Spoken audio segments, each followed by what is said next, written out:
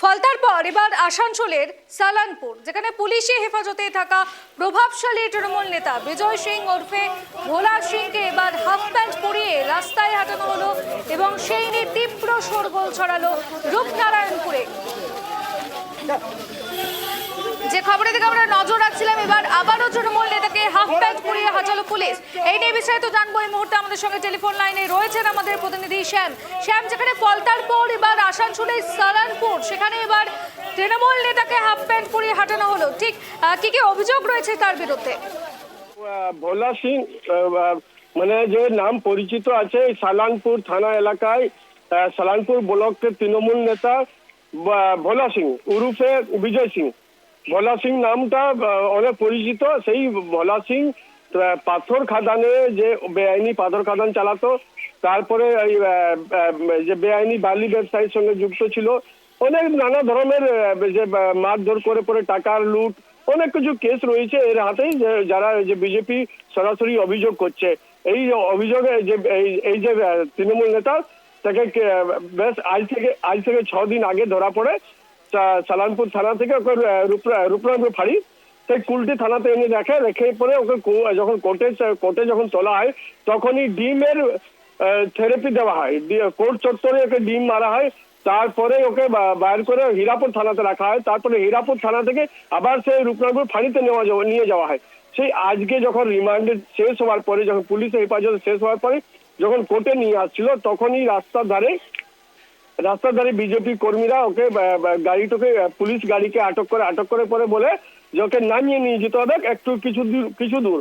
তখনই সেই পুলিশের সঙ্গে বিজেপি কর্মীরা বিক্ষোভ করে, তখনই ওকে নামিয়ে কোমরে দড়ি বেঁধে ওকে নিয়ে যাওয়া হয় কিছুটা আগে, মানে প্রায় 1 কিলোমিটার ওর ঘরের কাছেই কোমরে দড়ি দিয়ে ঘুরানো হয় বলে অভিযোগ।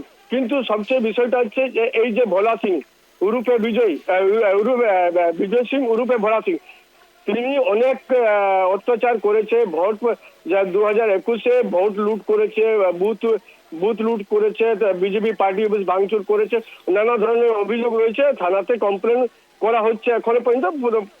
মূলত একটি কমপ্লেন ছিল এই পাথর খাদানের, বেআইনি পাথর খাদান চালাতো, পাথর থেকে তোলা হতো।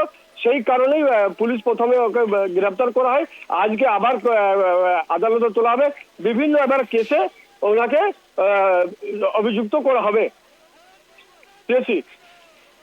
ধন্যবাদ শ্যাম। যে খবরের দিকে আমরা নজর রাখছিলাম, তৃণমূল নেতাকে এবার হাফ প্যান্ট পরিয়ে রোড শো করানো হলো। ক্ষোভে ফেটে পড়ে এবার চোর চোর স্লোগান, উত্তেজিত জনতার। আসানসোলে এবার ফলতার ছবি একেবারে কিন্তু একই রকম রূপ দেখা যাচ্ছে, যেখানে ফলতার মতো এবার আসানসোলেও তৃণমূল নেতার বিরুদ্ধে একাধিক অভিযোগ থাকার পরবর্তীতে পুলিশ প্রশাসনের তরফ থেকে তাকে হাফ প্যান্ট পরিয়ে রাস্তায় হাঁটিয়ে নিয়ে যাওয়া হয়, রীতিমতো রোড শো করানো হয়। ক্ষোভে ফেটে পড়ে চোর চোর স্লোগান উঠে উত্তেজিত জনতার।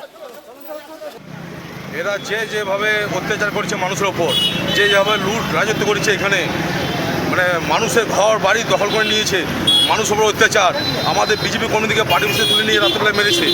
তো এই জন্য এই যে করেছে, এটা মানুষের শিক্ষা নেওয়া দরকার। আমার মনে যে একটা ভোলা সিংয়ের ওপর যেটা ভয় ভীতি ছিল, সেই ভয়টা থাকবে না। মানুষ দেখবে যে আজকে আমরা আজাদির শ্বাস নিচ্ছি। আমাদের রূপনারায়ণপুরবাসী সালানপুরবাসীর যে সমস্ত টাকা পয়সা আছে, সেগুলো আত্মসাৎ করেছে। ধমকি দিয়ে এক্সটর্শন করে বিভিন্ন লোকের কাছে টাকা নিয়েছে, জমি নিয়েছে এবং এনার বিরুদ্ধে অনেক কেস জমা পড়বে।